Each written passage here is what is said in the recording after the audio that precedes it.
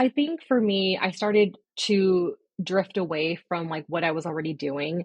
The minute I found that it was being like too repetitive or I just wasn't as happy as I could be. Because it's like I started creating art because I was unhappy. And I just didn't felt that happiness anymore. So creating all these other art projects brought that joy and happiness again.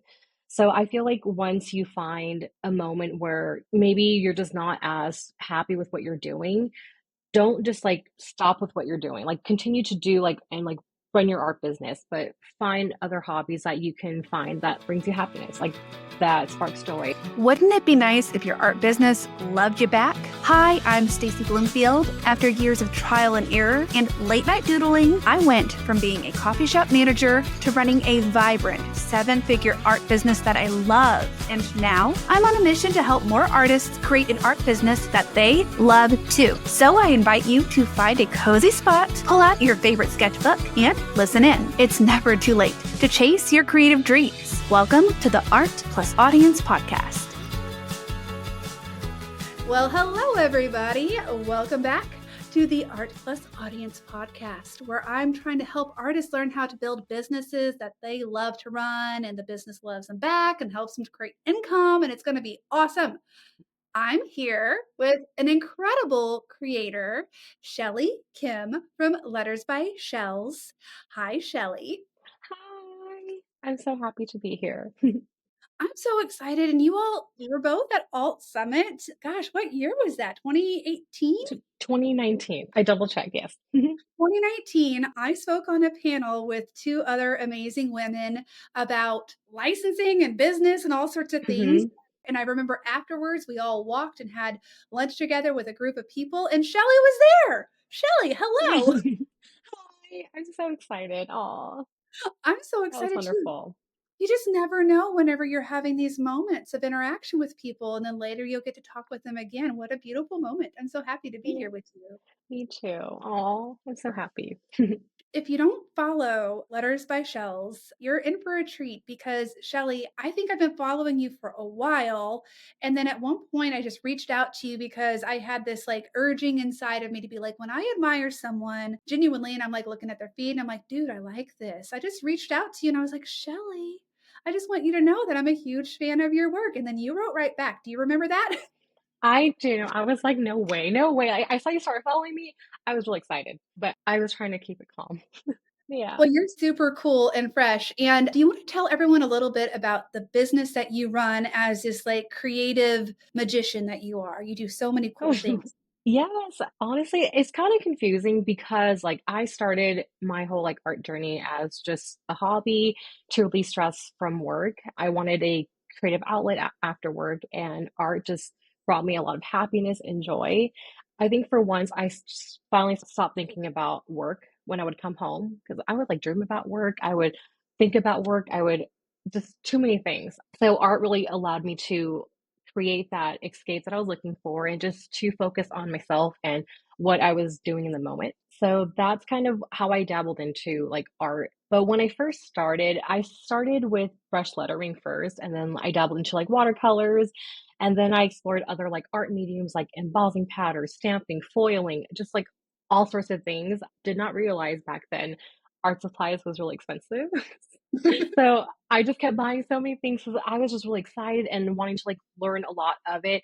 But honestly, I didn't really have a set like goal with what I was doing. As long as it made me happy, that's like what I was here for. So what happened was after I started creating all these like different types of artworks, I didn't really know if I was improving as an artist because I didn't study art. I dabbled into art when I was younger, but that was it. I don't think I was like I never called myself an artist. So when I was making all these creations and like just practicing exploring this craft, I wanted to document my journey, and that's when I started posting on Instagram.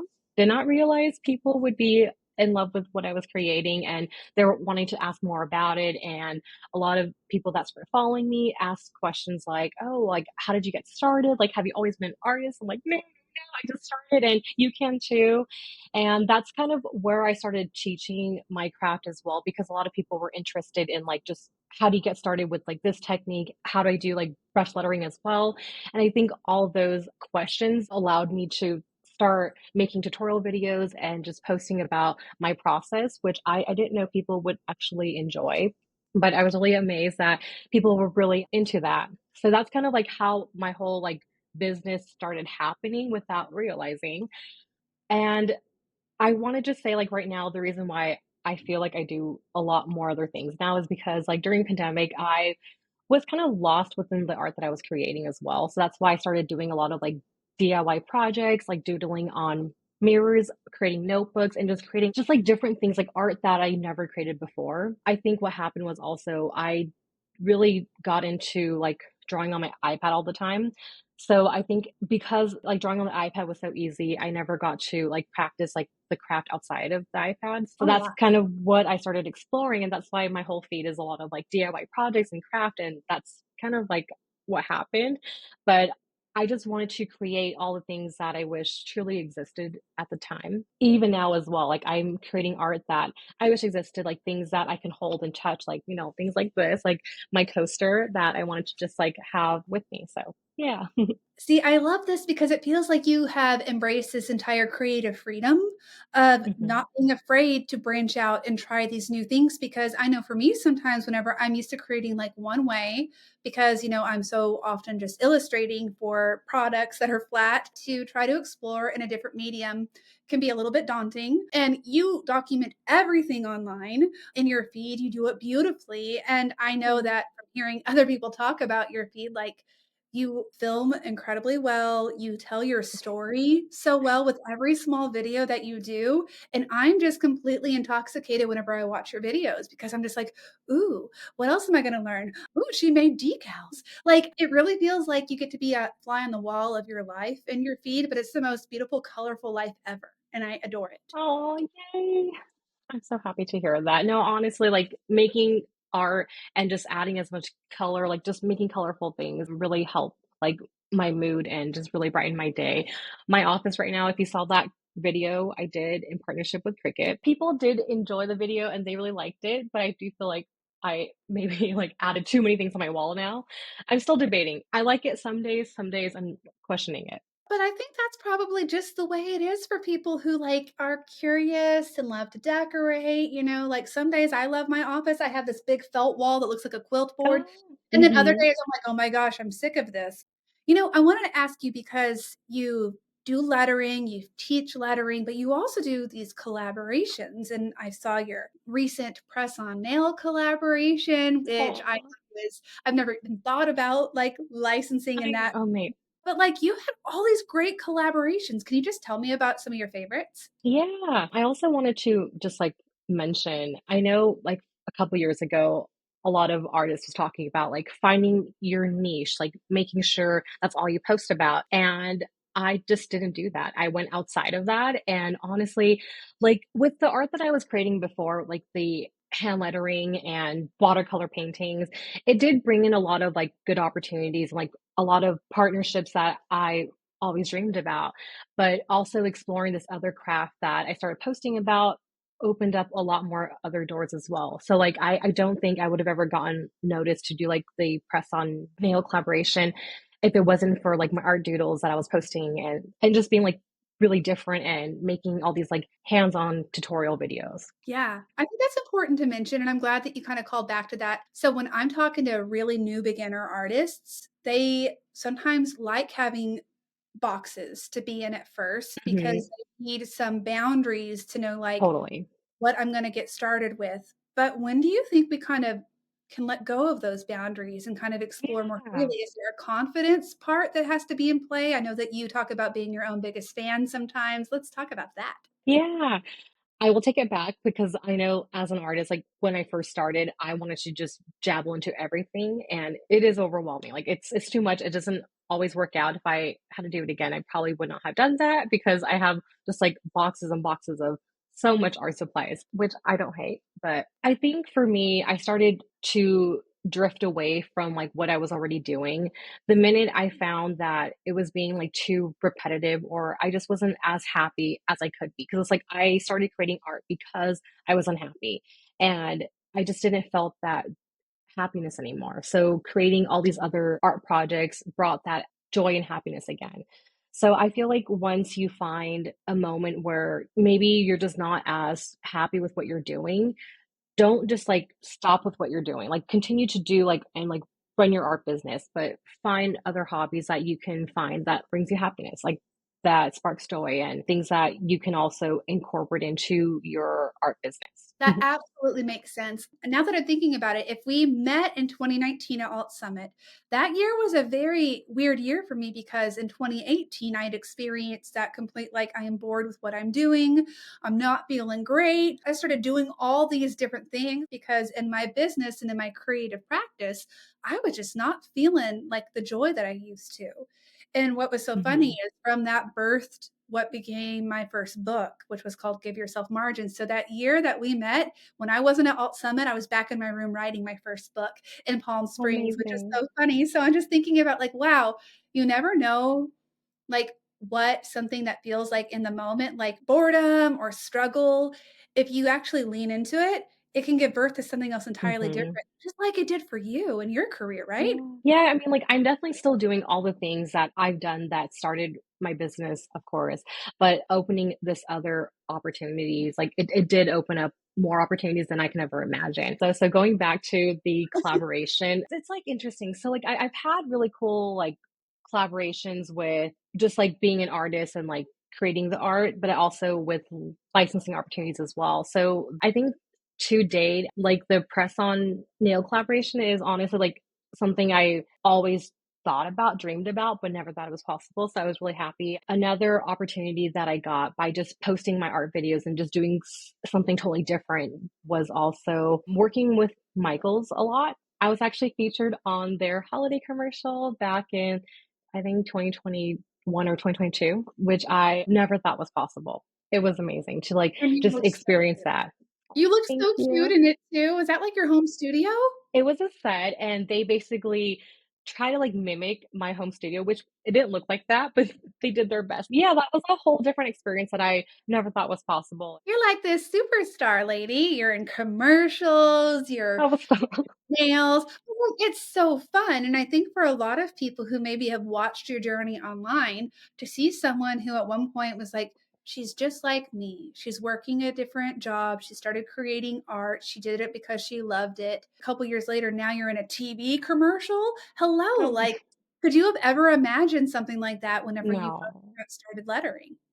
Nope, nope, and honestly, I think it's just, like, putting yourself out there because you don't know, like, who's watching, who's following your art as well and your journey, and I feel like I used to be an extrovert, and now I'm total introvert now, and honestly, like, putting myself out there, it is hard, and I don't know where I found the confidence, like, back in 2015 to really just be all out there. I used to make, like, daily story videos, like, asking people, like, how their days are. I just was full of energy, and now I'm just trying to balance it all, of course. But yeah, putting yourself out there is hard, but do it because you never know what can come. Something we like to talk about, especially with people who have been kind of in the industry for a couple of years, is the biggest like oopsie you've ever made in your career. Because a big point of Art Plus Audience is to embolden other creatives to know that even if their worst fear were to ever happen, they made the biggest boo boo ever, that they would come out it the other side stronger and learning from it, and it wouldn't be the end. I do have a lot of oopsie moments, but I think one thing I wanted to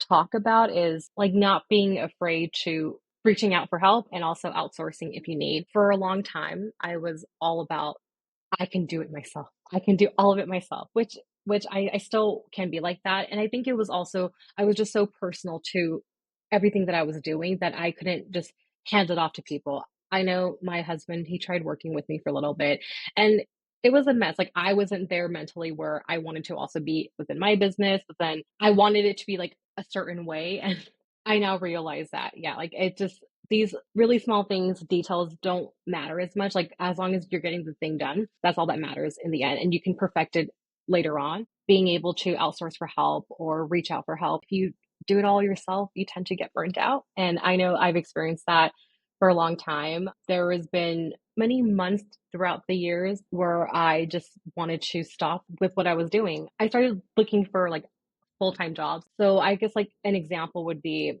I do a lot of partnerships now working with like different companies and reading all those emails and contracts. I think that's something that I didn't expect to add on to also creating the art, editing the video, and things like that. So I started reaching out to get legal advice for my contracts because then I would read the contracts, 20 pages. I don't know what they were saying. I got really nervous. And I honestly, for the longest time, I don't think I could have afforded a lawyer back then, but I was able to find one that was pretty affordable and basically like how fast I can read the contract. That's like how much they'll bill me for. But I think with not all contracts, it's the case, but there were some that I don't think I knew what I was getting myself into. So things like that, really just like reaching out for help. And so for this year, something that I'm still very personal about, and I didn't want to do this, but editing videos, I liked it at one point, and now it's just too much for me to like create all these videos and also edit at the same time. Because then at the end of the day, I'm just super burnt out, and I feel like I need the whole week off. So I was able to Oh, yeah. outsource and find a video editor to match my style. These are very personal things that I never thought I could hand off, but things that I realized, yeah, because I Yeah. want to make sure that I also feel happy with what I'm doing and not feel really overwhelmed.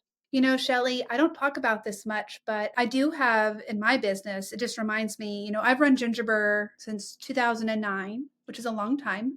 And I have 3 kids. And then when I added in teaching into my business in 2020, I went from having kind of a manageable workload where I could touch everything, even though I had like a team of people to help me assemble and ship.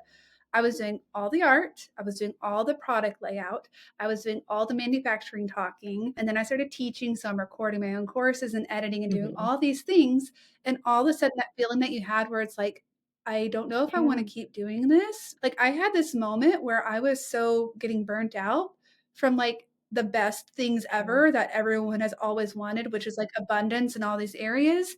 That, like, I remember I had this moment where it's like, I either have to find some Hmm. real help or I'm not going to be able to keep going. And I did something that was kind of unorthodox, and I hired another artist to work on the Gingerbread brand, which a lot of, if you're creative, I Yeah. mean, can you imagine Hmm. having another artist work with you? But I was like Yeah. assessing my life, and I was like, I am so burnt out that I don't Yeah. even feel like No. making art. And the art I was making felt so forced and not Hmm. joyful that it actually made me Yeah. sad when I would try to make art. So I chose to go the route of like, okay, the brand is not called Stacie Bloomfield, it's called Gingerbread. What would it look like to give another artist a job to work with me and design for the Gingerbread Studio? And I do think that finding help, however it looks, is never a bad thing, in my opinion. So you said it Yeah. too, Shelly, right? You found some help and some ways to Yeah, totally. outsource. Thank you for being open and talking about that. I totally understand and I know where you're coming from. As we kind of are wrapping up this Hmm. special episode of Art Plus Audience, if you can think back to the single most important investment you've ever made in either yourself or your business to help you get to where you're at right now, what do you think that is? If I could give the best one, I think that's helped me this year is to like outsource for help. I feel like it kind of sounds silly, but I feel like this year when I finally decided to have that intention in the start of this year. So like yeah, it's my first year like actually outsourcing for help. I tried doing it last year and it was not great. I think I just didn't find the right people that saw my vision through. So like this year, I was able to not just get like the video editor, but I also got a virtual assistant for the first time. And I think that has helped me a lot in terms of like actually finishing up my to-do list. It does sound silly. And for a long time, I felt like I could not afford a virtual assistant. And that's the reason why I went away from doing that, being able to reach out and like find the best people and like they're not working like full time for me. Like they're basically just like working on like a weekly basis. I tend to add to my to-do list constantly.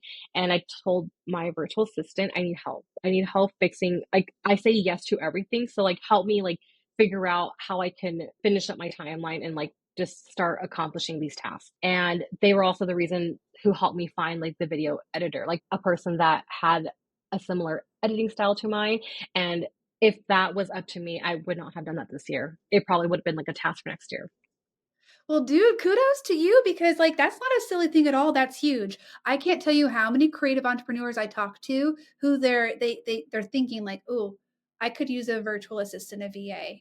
and then they'll try their first time. And if it's not a really great fit or something doesn't work exactly right, then they're like, not for me, I can't do this. It's really hard to find people who Yeah. are the right working style, to find people who can just take that burden off of us. At the end of the day, when your business is growing, you want to be able to put your energy into the things that truly give you life and light you up. Is there anything cool coming up that you'd like to share, or any resource that you have that you'd like to share with our listening audience?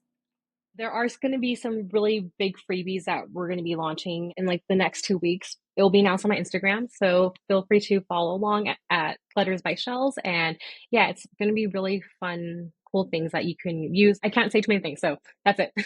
Really cool things. Letters by Shells. Go follow it because we love freebies, don't we, guys? We love it. And we love you. And I'm just so thankful that you were here with us. Everybody, you can go follow along and see all the amazing future collaborations, I'm sure, that are to come, and surprises that Shelly has up her sleeve. Thank you so much, Stacie, for having me and just for allowing me to be a part of this as well. One thing I wanted to just mention is I want upcoming artists or artists that have been doing this for a long time to don't forget to celebrate yourself and the small wins, because I know how easy it is to get so caught up in your business and just start working on the next big thing. And we just kind of forget about all the things that we've accomplished and worked on. So don't forget to celebrate you, pause, and focus on all of your accomplishments. That is the most wonderful ending advice. Pause, Mm, celebrate you. You deserve it. Your hard work matters. And you've got to stop and give yourself like a round of applause for how much you're yeah. accomplishing. You need to do that. All right, everybody, thanks for tuning in, and we will see you next time for Art Plus Audience. Bye. Yay. Thanks so much for tuning in. Hey, could you do me a favor? Could you subscribe to this podcast and then share it with one of your best art friends? I'd really appreciate it. And then head on over to Instagram and follow me at the Leverage Your Art account, and you can keep up with all of our future episodes. Thank you so much for your support. It means everything to have you here listening and learning. Bye.